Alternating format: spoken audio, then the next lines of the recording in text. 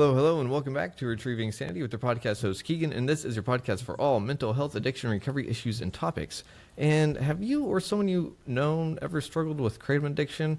Well, Matt here is the guy you want to speak with.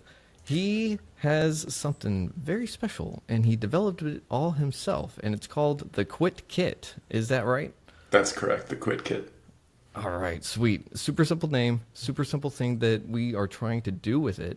So why don't you tell me a little bit about who you are and what the Quit Kit is and how you came about developing it, Matt? Yeah, sure. Thanks, Keegan. Thanks so much for having me on here.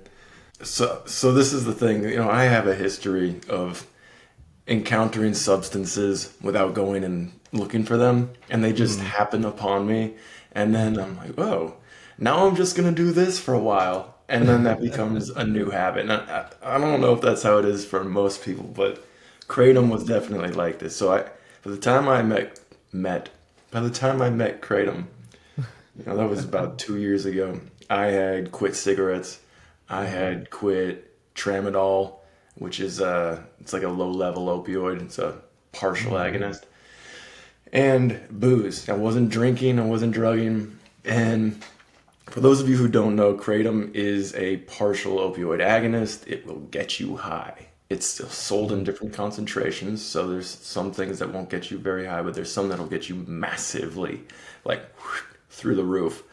So how I encountered it, basically, I was living in California. I was just going down to the corner store, and the clerk there said, "Hey, have you tried this thing yet?" And I said, "No, I don't know what that is." He said, "You should try it." And I tried it. Uh-oh. And it was just like, boom. All my mental agony, all my depression, all my insecurities, all that stuff was total back burner. And I felt great. But that was, that's not something that should happen naturally. That's not how the brain works. Yeah. It's like the first step towards an addiction, and that's really how I encountered it, and that's how it started. Oh, man. So you say you met kratom and you were offered it at a gas station, right? Yeah, this was just a corner mart with chips and soft drinks and stuff, and I had just gone in there for a snack, and I think I was gonna look up for some CBD or something, but yeah, he just made a suggestion. It was one of his top selling items, and it's not like he was out to get me. He was just a generally nice dude. I don't think he understood what he really had on his hands, because even 2 years ago, the awareness about kratom and the danger of addiction in these newly synthesized extracts, it wasn't as high as it is today. Yeah. Now it's kind of, like people are kind of like figuring out that this stuff is basically dime store heroin. Yeah, and that's the scary part, too, is because it is over-the-counter medication, if you will. And and whenever you put that medication label on it, people go, "Ooh, it can fix things," which means I can take it and it is acceptable. And that's where a lot of the problem lies, right? Because it's socially acceptable. You can get it from a store, so no one's going to bat an eye because you went and bought it legally. And what we really want to dive into is the whole after effect of what does kratom addiction do whenever you try to get off of it, because I know for me, alcohol withdrawal sucked. And if I could help anyone through it, I would. But the best thing I can do is say, go get medical advice and help. But kratom withdrawals are totally different in some regards, but it's still something that is extremely difficult to kick. Am I correct? Yeah, because kratom, if you've chronically abused kratom, you've been artificially stimulating your opioid receptors for a long time. And not just your opioid receptors, but all of the byproducts of doing that. So when you take an opioid agonist, what that means is that the active ingredients in whatever drug you're taking bind to the opioid receptors and activate them. And this sets into like a flurry of events into motion, one of which is your dopamine regulation and your dopamine receptors. So you take an opioid, and it binds to your opioid receptors, and suddenly you're flooded with dopamine.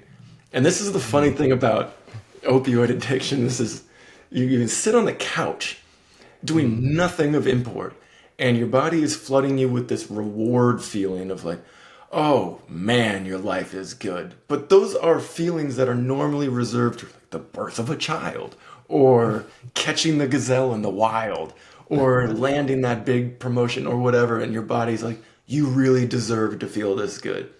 It does not normally make you feel so good to just sit and do nothing on a Wednesday night on demand, right? So one of the Yeah, things yeah. about that regarding withdrawals is your brain knows this. Your brain knows that Hmm. this is fake. Yeah. So it starts to store less dopamine, focus on dopamine here, Hmm. because you've been artificially stimulating its release for so long. So it's like, all right, this isn't natural. We're gonna keep less of it so it's Hmm. less impactful. At the same time, we're gonna downregulate the dopamine receptors so that even the lesser amount that you do get released Hmm. doesn't hit as hard, quote unquote. And Right. that's doubly bad when you quit the drug all of a sudden. Like, say tomorrow you quit. Hmm. Well, you now have less dopamine than a healthy brain, and you now Hmm. feel dopamine less than a healthy brain. You're screwed on two fronts, and you know that the Hmm. best way to get rid of that uncomfortable feeling is to take more of the drug. Yeah. Ouch. And that is sounds exactly like the alcohol addiction, uh, Yeah, tell me. I'd love because to hear, if you don't mind sharing. oh, it was basically the exact same thing, except I was both feeling good and at the same time feeling absolutely miserable. It was a very strange combination because I was also actively drinking to try and kill myself. But at the same time, while I was drunk, it was like, you know what? This is manageable. This is bearable. I can live with like this. But if I was somewhat on the sobering side, then it was like, oh, I have to get something. But I was at the place where I didn't want to drink more. But if I didn't, I was non functioning. I was sick. And I would be sitting there shaking within probably a couple hours of my last drink, Really? and it was bad. It was terrible. I'm extremely grateful that I'd never hurt anyone with anything in some regards. But the thing is that the addiction process sucked because it morphed as I went along too. Because it started off as a joy, and then it came to be the thing that solved all my problems, and then it became the thing that became the problem. And so I already knew how to fix problems. So I just didn't have enough alcohol, right? I see. I see the Yeah, algebra there. yeah. The addiction math is always like, yeah, that would make sense, except the other people are like, no, Yeah. no. I had to go get medical help because alcohol detoxes can kill people. And that's kind of what kept me in this weird loop.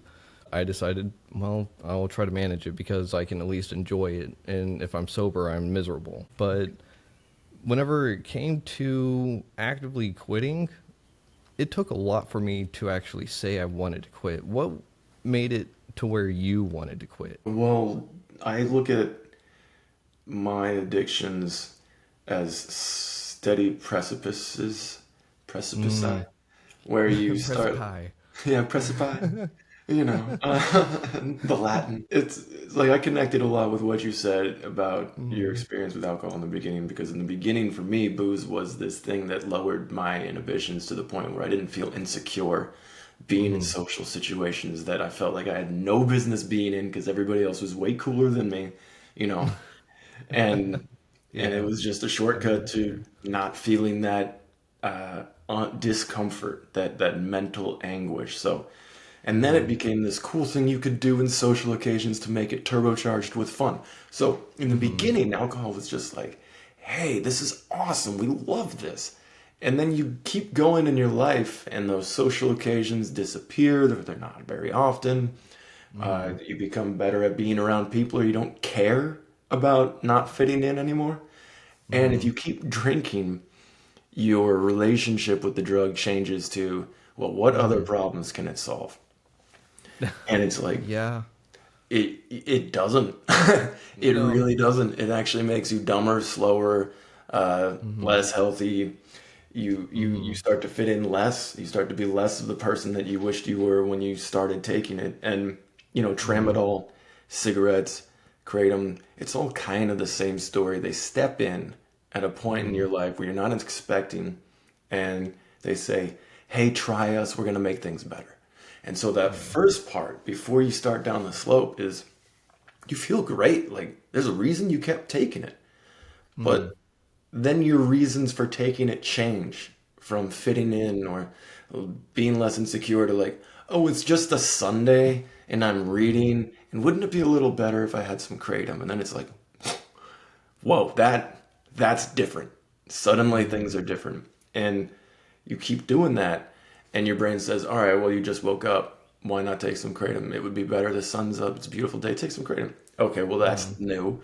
And Mm-hmm. then your day gets pockmarked with all of these reasons to use Mm-hmm. that you have no right using for. Mm-hmm. And it doesn't at all resemble what you started with.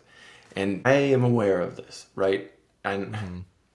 it's like it reaches a critical mass where suddenly I'm like, hey man, this is not the right way to live your life. You're taking essentially a pill or a drink to be happy. This is not normal. You need to quit. And then it's like, oh, suddenly you feel like you're looking all the way back up at the cliff that you came up from or came down Mm-hmm. from. And it can be really terrifying because you think, I don't know how to get back up there. I don't know how to get back up to where this was not my normal thing.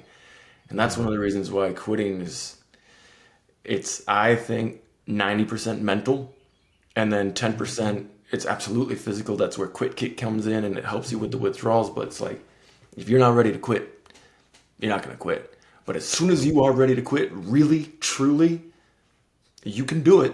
And I swear to Mm-hmm. God, anyone who's listening and wondering, just look at me, man. I had four addictions, dude. I did it. You know, Keen did it. And I mean, we're special, but we're not. We're just two guys. Mm-hmm. You can do it too. Yeah, and that was beautifully said. And just you encapsulated that whole relationship with addiction perfectly because it really is just like, you know what? The sun is up. That was a great reason. Thanks for that, Matt. My Thank you. brain needed another reason. It doesn't need reasons, right? It just goes blank spot. This fits. Mhm. Perfect. Seriously, and I do want to reiterate what he said. If you're struggling with it, if you think that you can't, you can seek support. That is, it is a huge mental game. Uh, I have quit cigarettes before. Unfortunately, I vape now, Mhm. but that is the next one to quit is vaping. But I can say, having quit cigarettes for 2 years, it is definitely a mental game Yeah. because it's what the first 3 days it's in your system getting out, and then after that it's all in your head. Yep. Nicotine dissipates from your bloodstream so quickly. It's Mm-hmm. remarkable. You know, alcohol, it's not anywhere near as fast as nicotine, which is one of the reasons why you want to smoke so much. It's like nicotine's already gone. It's Yeah. so quickly, like 45 minutes later, it's all gone. And well, not all gone, but the part that got you high and scratched that itch is gone, Mm-hmm. and you just need another one. And you know, addictive drugs are they're just so beguiling in the way that they can Mm-hmm. manifest. You know, cigarettes, you can smoke all day long and still be clear of mind Mm-hmm. and be able to have conversations and go places and to do things. You start drinking in the morning, and by the afternoon you're not able to do very many things, and you take pills, you know, Mm-hmm. painkilling pills. You take them throughout the morning. It's like by the afternoon you can't really do much at all, and Mm-hmm. but they all just scratch this itch that they've created in your head, you know, and it's like it's up to you to do what to do with that, and Mm-hmm. that's kind of hard to deal with, man. You're like, I'm just trying to get better, and your brain's like, no, no, no, no, no. You need to scratch this. It doesn't Mm-hmm. matter what you'll be like by the afternoon, and it's like, Mm-hmm. yeah, that mental game can be pretty tough. So would you say that that is your root cause, that little itch that you're always feeling? That's an interesting point. My root cause. I'll be honest with you. Yeah, okay. I'll get deep with you. I'll get deep with you, Okay, man. okay. The Throughout my adult life, I have always felt like I was not in the right place or doing the right thing with my life, Mm-hmm. existentially speaking. Mm-hmm. And I'll go to a a different country. I used to live internationally. I'd spend a year in a different country at a time and meet amazing people and whatever, but it was never what my brain told me was the right thing.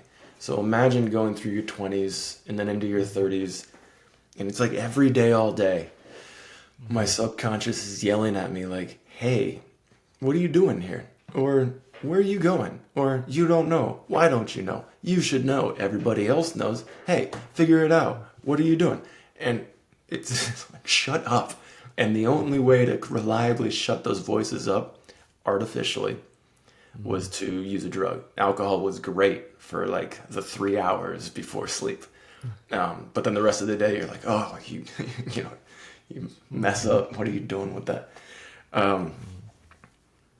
And I think that's my root cause.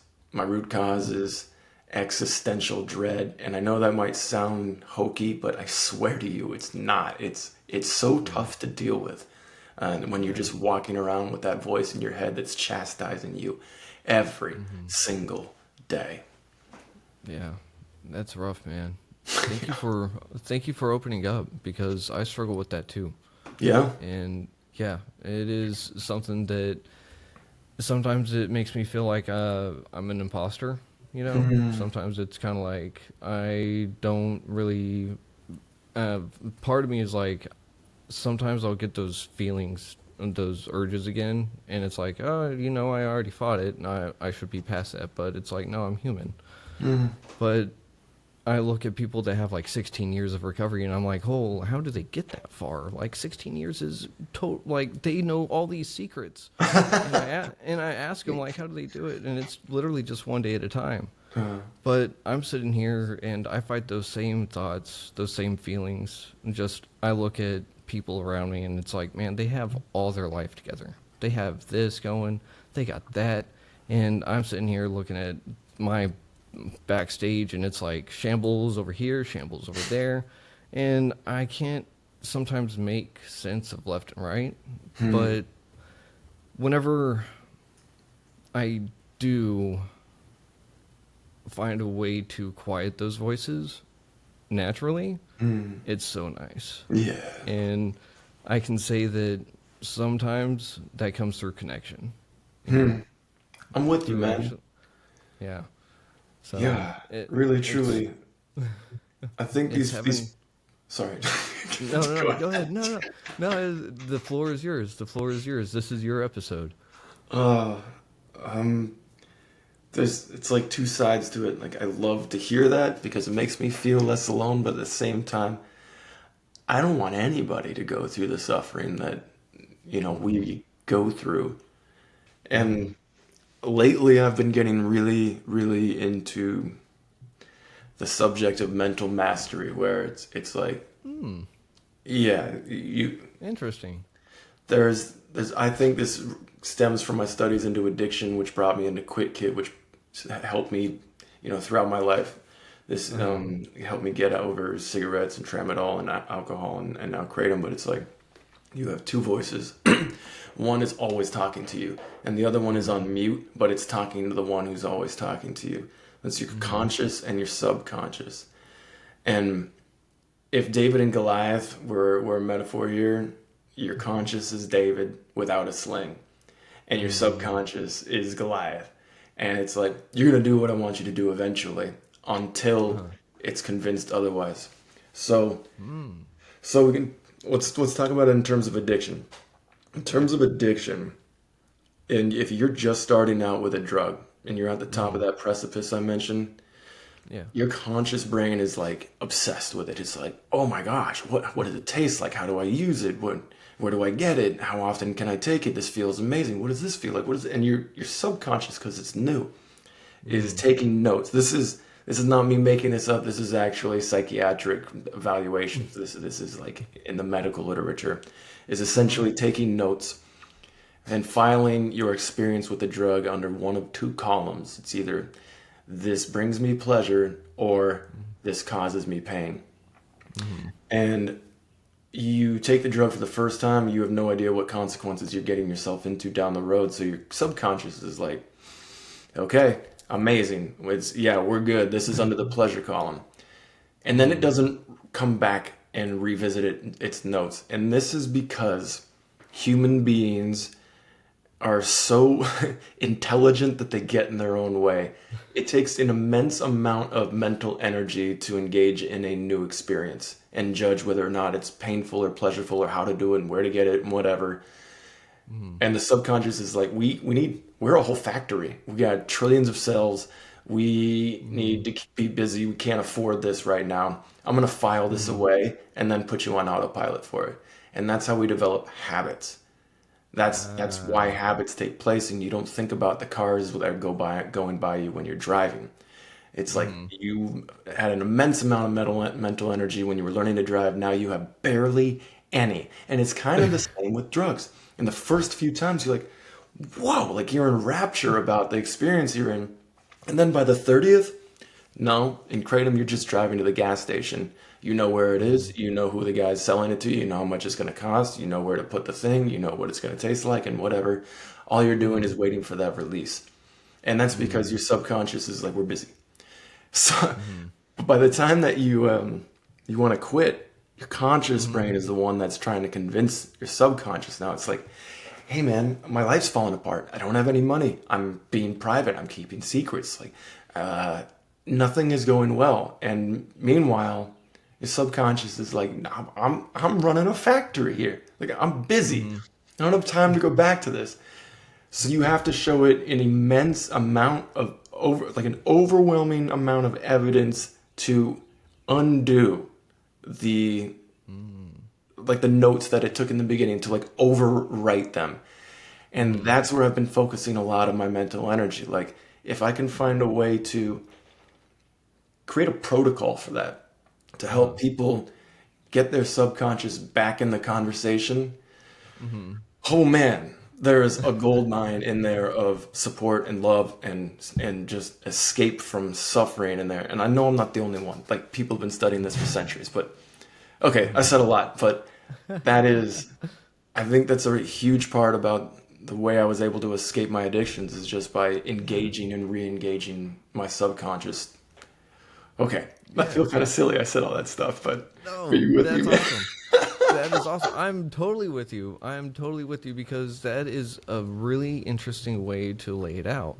Because I've always been a fan of the dual consciousness theory, and it's very much essentially, like you said, one consciousness can speak, the other one cannot. And it is conscious and subconscious in another shell. And so I love the way that you laid it out, because it really is where my subconscious goes, oh yeah, that was good, I like it, and it literally will just run with it. Yeah, And yeah, and it's just gone. And it's like, all right, bye. And trying to call it back is like, the street lights never turn on whenever I was a kid, right? Like, it's amazing. uh, Yeah, were you young enough? Well, not young enough, or is it old enough? Either way, whenever I was a kid, it was like, hey, I'm going to go play outside, and it was like, hey, be home whenever the streetlights come on. right, And it's like right. the streetlights never come on, so that little guy's never coming back home. And so Yeah, that's how it is for me, because I had to. Um, for me, it was my eureka moment came, well, in multiple ways. My steps literally fell into a near-death experience. That's where my turnaround happened.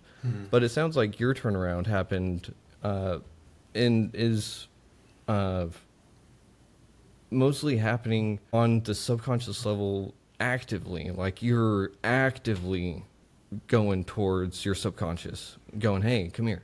Come here. Like, right. Like a carrot in front of it. yeah, and so it's really interesting that you're talking about it this way, because it does really kind of speak that addiction has a mind of its own.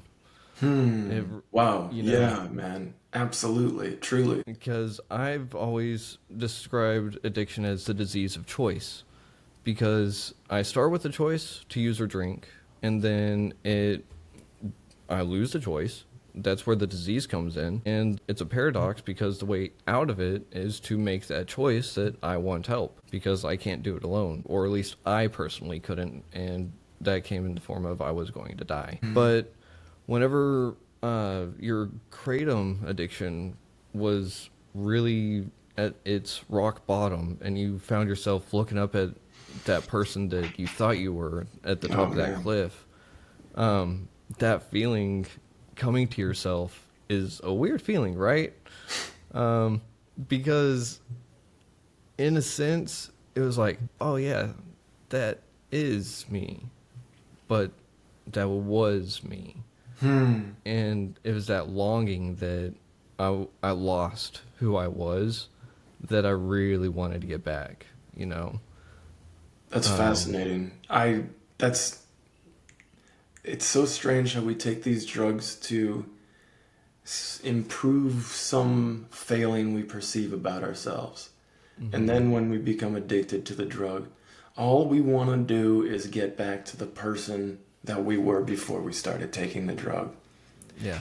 And when you get there, you realize you weren't that bad.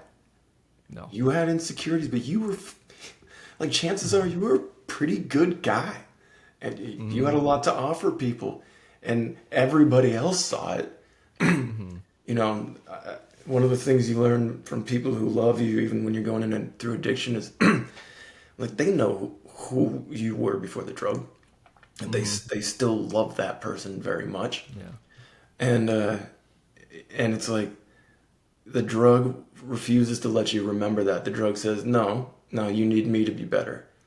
And Mm-hmm. then you can make the mistake of thinking that that's your own voice. I mean, like, no, Yeah. I'm sober is worse. This might be bad, but sober is worse. And then you sober up and you're like, whoa, I was way worse when I was trying to get high all the time. Like, Mm-hmm. I see what they see in me. You know, when you're able to see in yourself what they saw in you, that's a Mm-hmm. huge part of being able to accept that sober life is superior to intoxication.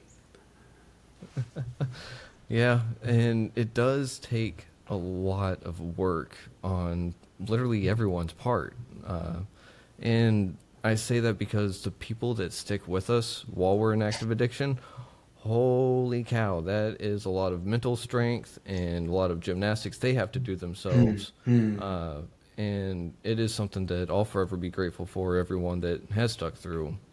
And even the people that are like, hey, you're better now. How are you? It's like, yeah, I don't blame you for not wanting to talk to me for 10 years. So, like, I was not the best guy for decades. So let's just forget that that happened. Um, but whenever you found uh, yourself in withdrawal from kratom, it's one of those things that, like, let's put it this way. Whenever I found myself in withdrawal from alcohol, it would happen quickly because I was so used to having it in my system. And so I was, people described me as a high functioning alcoholic, which I like hate having to say that, but it's part of my past, right? Hmm. And for me, those withdrawals would happen quickly and they would go away as soon as I would grab the bottle. That my withdrawals would go away because my brain was like, ah, it's here, Hmm. release. Hmm. But then I would take my first shot, whatever, and my body was actually rejecting it. And I would have to force it. And then after that, nope, it is back to the games. Yeah, like jump that hurdle, and your body's like, all right, Mm-hmm. fine. Yep.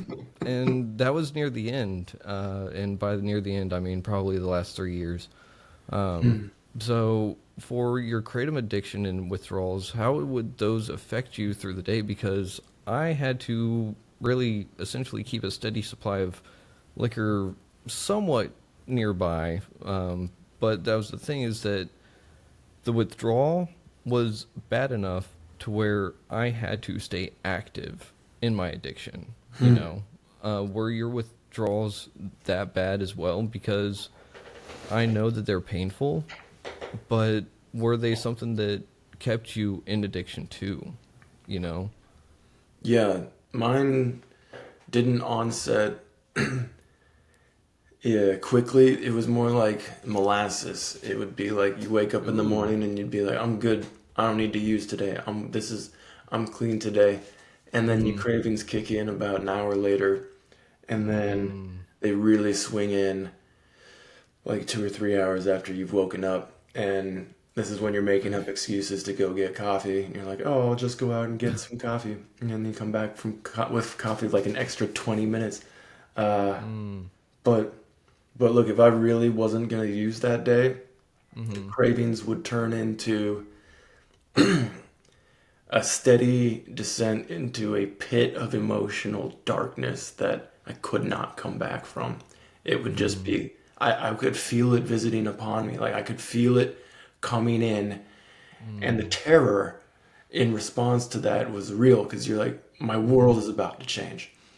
Yep. And when it's a mental game like that, and it's less about like you can't sit still, even though that's a thing, but the depression, man, the Mm-hmm. complete inability to be a part of the world, that would come in about 4 hours after I woke up, and Mm. and it would be with me for 2 hours, 2.5 hours, and then subside, and then come back an hour or two later. Mm. This is the kind of thing where I had to get up Mm-hmm. and get in my car and drive and listen to sad music and just bawl my eyes out and just at traffic lights, like people here, and I'm just crying and they're looking at me. I'm like, a 39-year-old man alone crying in his RAV4 blasting some song from his youth, and it's just like I don't know when this is gonna stop. I don't know when it's gonna let up.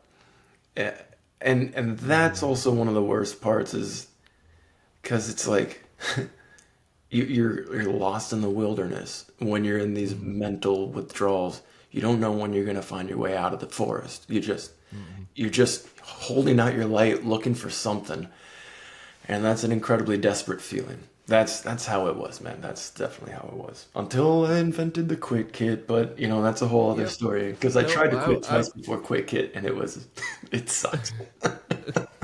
and that is why I was asking you about all that because you invented the quick kit for withdrawals. And real quick, I want to say thank you again for being vulnerable and like that because that is it takes a lot. And I know it does because I'm right there with you and that you said it very well, the terror of withdrawals and knowing that everything was about to change, trying to get sober.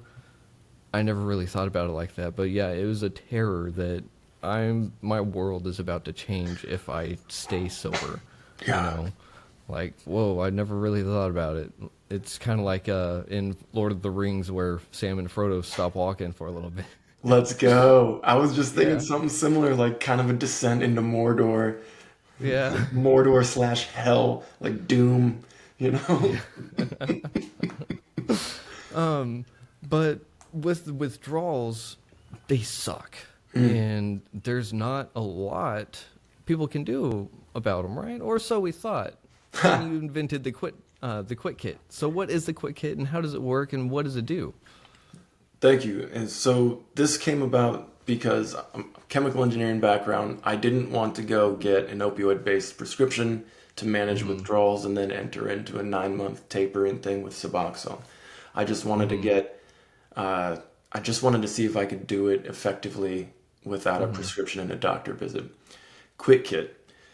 Okay, I didn't know this at the time, but there is a voluminous amount of literature out there, clinical trials from Mm-hmm. universities all around the world that have studied how this chemical, common over the counter chemical, Mm-hmm. compound supplement combats this array of opioid use withdrawal symptoms. And these studies were conducted because they had similar interests as me. Like, is there another way other than these prescription medicines, medically assisted treatment programs? So they Mm-hmm. studied it, rats, mice, and humans. And so I delved into these studies, and it's like, oh yeah, there's stuff I can buy on Amazon right now that'll help with this stuff in a very Mm-hmm. specific way. And yeah, I was shocked. But it made sense Interesting. chemically. Like I said, chemical Yeah. engineering background. So I looked at the way that these chemicals reacted and the way they interact with the Mm-hmm. biology of your nervous system. It's like, okay, so this sounds really promising. And I bought the supplements in a specific regimen. I said, okay, I have these withdrawals in the Really? morning, these in the afternoon, and these in the nighttime. Specifically, like lethargy, no motivation Hmm. in the morning, cravings and restlessness in the afternoon, and Uh-huh. an inability to sleep well at night and relax. Mm-hmm. So it's like, okay, well, these studies show that these supplements fight those kinds of withdrawals. It's like, okay, I got five in the morning, I got five in the afternoon, I got five in the nighttime, Uh-huh. and I spent what like $200 to $300 getting all these things together. And I said to myself, hey man, you know you're ready to quit. Like you're ready. You know, I was suicidal, man. I was so broken mentally. I was so freaking done, man. I was like, Mm. you're gonna take this jump, and the first day I used Quit Kit was the last day I used Kratom, and Oh. by the third day I'd quit, I had momentarily forgotten that I was quitting a drug. It's like, what miracle had I stumbled upon? And the way it does it, so the way it Okay. works in all these Uh-huh. studies, they focus on the chemical imbalances that arise from chronic opioid use disorder Mm-hmm. and what happens when you suddenly stop taking the drug. And it's like basically if you imagine a circuit panel and you open it Mm-hmm. up and all the wires are frayed and like blowing up, that's your brain when you've stopped taking opioids after a long time. And it will Oof. repair the wiring. It's just Mm-hmm. going to take some time. There are Mm-hmm. ways you can help. So Okay. early in the interview, we had talked about dopamine and how through chronic Mm-hmm. abuse of opioids, you have less dopamine and Mm-hmm. downregulated dopamine receptors. Well, you can Yep. buy something called levodopa. It's the precursor to dopamine. And you can, Levodopa? yeah, levodopa. Are you familiar with it? Okay. No. It rings a bell, so maybe I've heard it. Okay. Yeah, Okay. levodopa. It's sometimes it goes by L-dopa. Essentially, it comes from a plant, Mucuna pruriens, and they take it Mm-hmm. and you catalyze the precursor to dopamine, and then it enters your nervous system and it replenishes the supply. So it's an exogenous influx of dopamine when your brain needs it most. And when you wake up in the morning, for example, Mm-hmm. and you don't want to do anything because you have no dopamine, this is Mm-hmm. a really effective tool to get you out of bed, motivated, and go out about your day. And I mean, there's just a host of other things in there from the morning to the afternoon to nighttime, but the Uh-huh. whole point of the Quit Kit is to rebalance your neurochemistry. It is a Hmm. helping hand for your brain. Literally, it is the thing that steps in and says, "We got to get to this point. I got your back. We're gonna help rebalance this." That's what it was designed for. Okay, so the Quit Kit. So first off, where can someone get this? You can get it from tryquitkit.com. Again, that's tryquitkit.com. You can also email me directly at matt, M-A-T-T, at tryquitkit.com if you have any questions. Okay, sweet. So everyone out there, if you're watching, it's on the bottom of the screen. Tryquitkit.com, and if you're listening, one more time, tryquitkit.com. That's it. You'll That's the be. one. You need a nice little jingle with it. Tryquitkit.com. Yeah, maybe I'll write one tonight. uh, I mean, it's just a few syllables, a couple Dun, of dun, notes or dun. something. Yeah, That's Reading Rainbow. tryquitkit.com. Yeah, you Nice can to do meet it. you, Quit Kit. Uh, but whenever we're talking about the dopamine, I Hmm. love how you were talking about the wanting to get out of bed because it's battling a depression aspect. Hmm. And that depression aspect is something that can go past withdrawals too, right? So you're not just sitting there and essentially saying, "Oh, if you do this, it's going to say, oh, you're fixed." It's saying, "Here, this is going to help you get through your withdrawals and give you essentially building blocks to keep going later, right? That's exactly it. Yeah. Yeah, the whole thing was to reduce the fear of getting sober. Just reduce Reduce the the. fear so that you can accept the beauty of not having to rely on a substance to turn on an emotion. I mean, there's Mhm. true beauty there. And if you can get an advantage, wear some armor, Uh-huh. then try the Quit Kit or learn about the ingredients on the Quit Kit website if you don't want to get the Quit Kit. It's all there. You can pick and choose Ooh. as you want. I do, Ah. but yeah, I think just give yourself an advantage. There's no So reason what not to. what all is in the quick kit? If you can choose, I didn't realize I could choose my own kit. Well, oh, no, I meant I'm sorry. I meant there's 12 Ah. ingredients. You could buy them individually on Amazon, or you can get them parceled Oh. out into the morning, night, or morning, Okay. afternoon, nighttime regimen, which is specifically tailored for these kinds of withdrawals.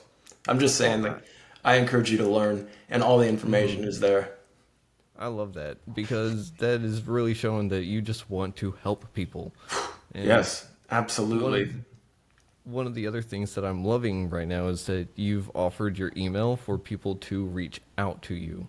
And I think that that aspect right there is going to do a whole lot more for someone because they know that they're not alone dealing with a kratom addiction and trying to get through it. And because a lot of people fell into it because it just fixed things, and now we're sitting here with a bunch of people that are going like, well, I have to get this, otherwise I'm not going to feel okay, and my boss doesn't like me if I'm not feeling okay, Oh you my know. God, yeah, right. So you have this cycle where people are probably getting stuck in it and they don't even realize that they're addicted because they don't have a failing job, they don't have a failing marriage, they don't have bad problems. So it's not an addiction, but it very well could be, you know. And that's one of the things too is that it can be prescribed, not prescribed. It's uh, they like we said earlier. People like to just describe it as medicine when Hmm. it is not.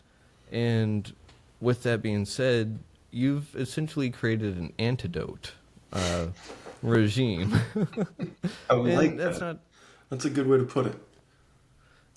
Yeah, because you're not just sitting there and saying quit this because it's bad. You're saying, hey, if you're having a problem with this and you need help, this is where you go. This is Yeah. what you can do. And with the quit kit, um, what was the hardest aspect developing it though for yourself, and then spreading it for everyone else? Well, developing it for myself, that was just time and putting in the energy to finding out what would work for which times of day. So I Mm. can't say that that was particularly difficult, and maybe that's just due to my background and my familiarity with doing cold research, but there was the way that Quick Kit actually started entering the larger universe from just this one guy. Uh huh.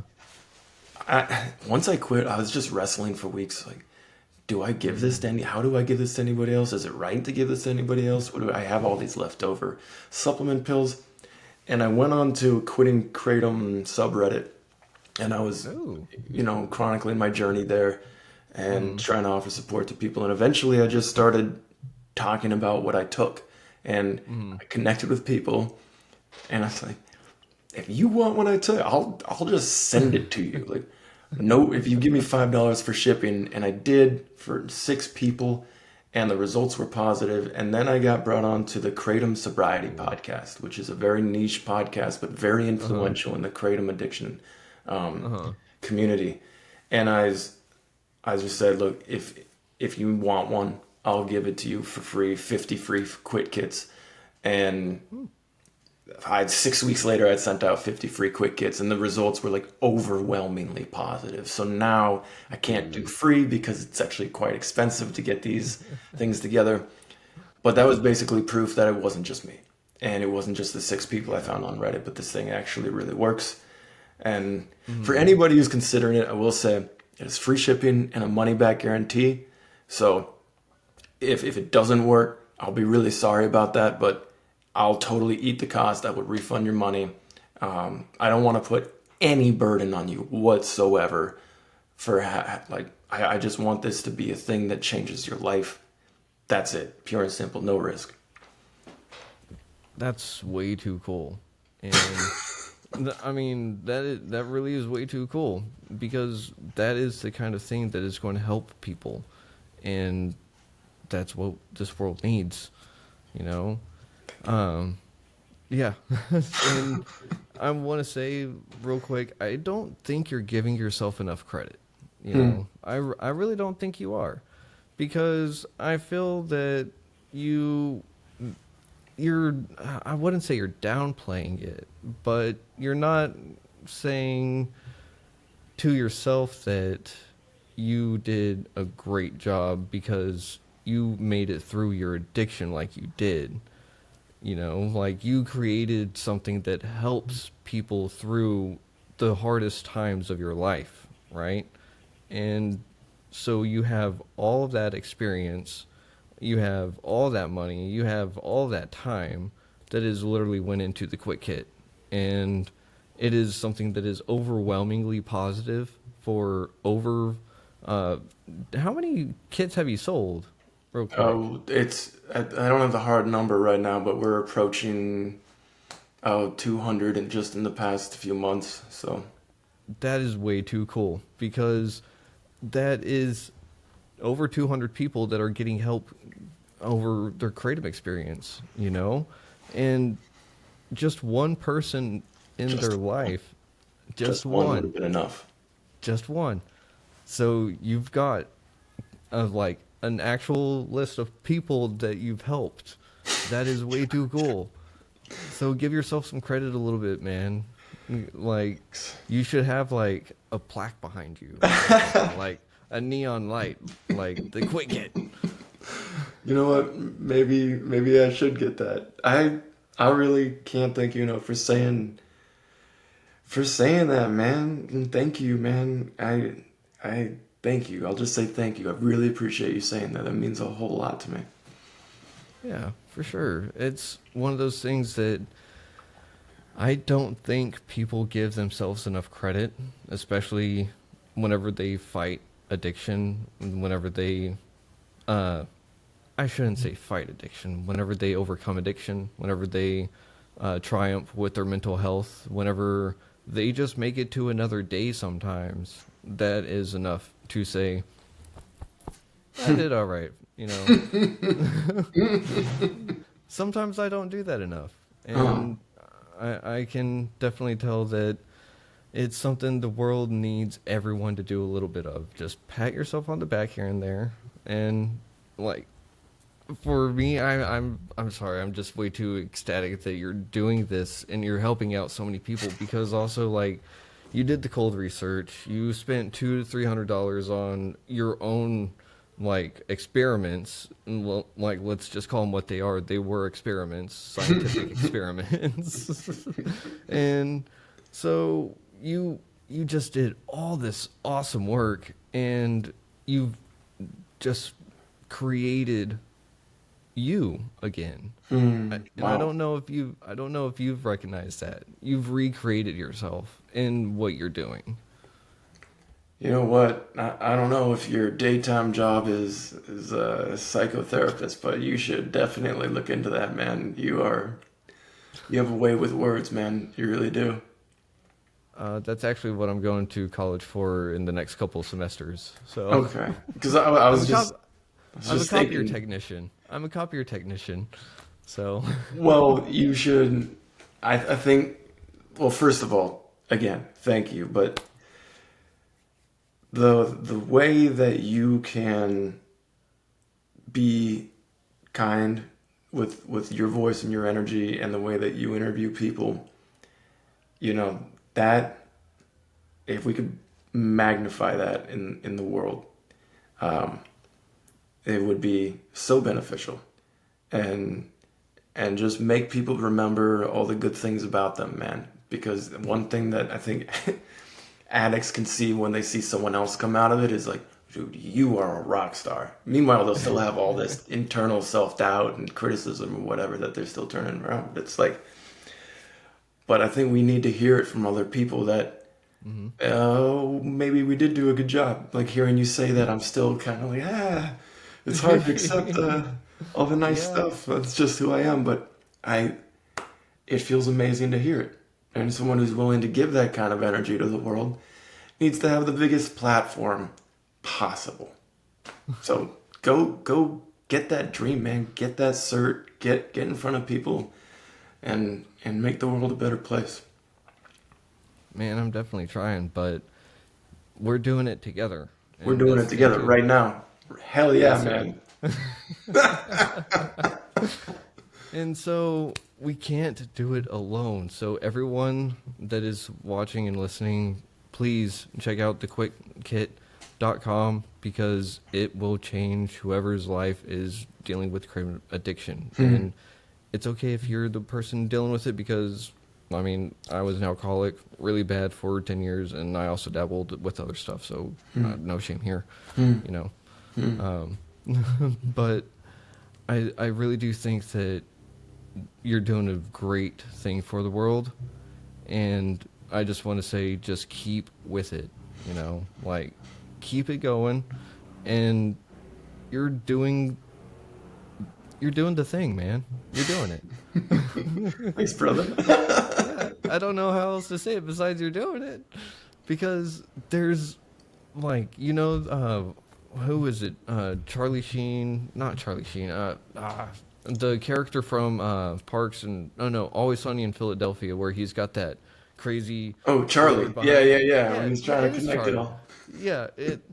I know that in our minds, probably in your mind, or in an addict's mind, there's like 3 of those boards going all the time, and somehow they make sense, but it doesn't feel like it does.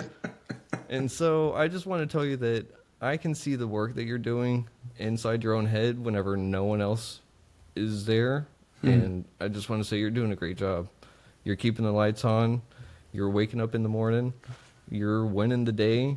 So, man, just keep it up. Thank you, man. 'Cause, That's amazing. Dude, this is, wow. Just made my whole week. well, I'm sure you've made uh, over 200 people's lives. So that is way too cool. And you've made my day. So thank you very Let's much. go. Let's go. Yeah, ladies and gentlemen, Keegan's the guy. Keegan is a good guy. And Matt, you're an even better guy. Cheers. Real quick, for everyone at home, I didn't want to butcher your last name. Oh, yeah, I know. My whole life, it's Is it Von Becklin. Becklin? Yeah, just drop the O. Becklin. Okay. Because I was about to be like Bo Eklund. Yeah. And I was like, nope, I've butchered too many names in the past. I'm not about to do it now.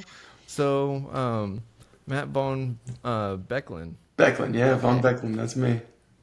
Well, it is such a pleasure to meet you. And I have to say real quick, do you think we could see you in the future on the show Yeah. again? Yeah, hell yeah. Because, sweet.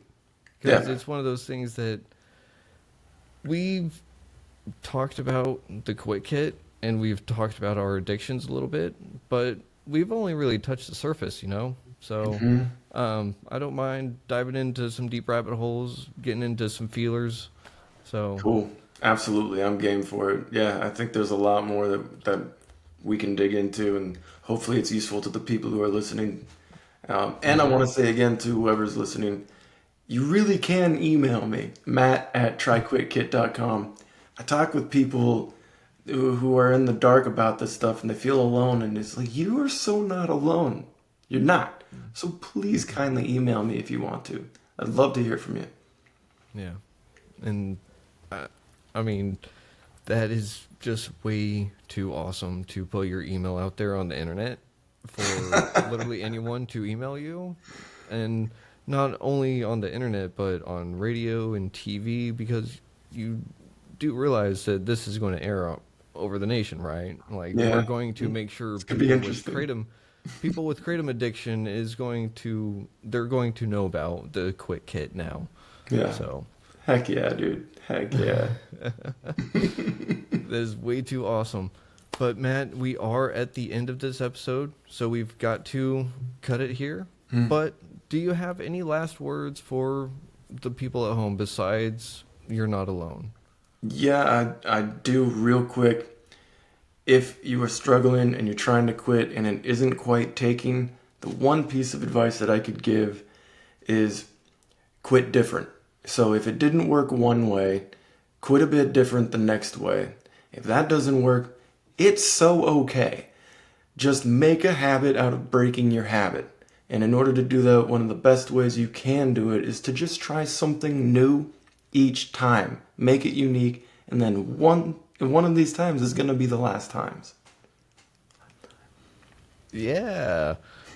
Heck yeah, dude. I love that because that is how you do it. Because it literally is just trying something different. Yeah, and one of those times, it's going to be the last one. It will be. Yep. And I've got one question for you. Do you know a little number that someone can call if they're having suicidal ideations or any other kind of mental crisis? You mean my phone number or? No, I mean, if you want to put it out there, No, but I'm not qualified for that. Yeah, I was talking about the National Suicide Hotline, or actually National Suicide Crisis Hotline.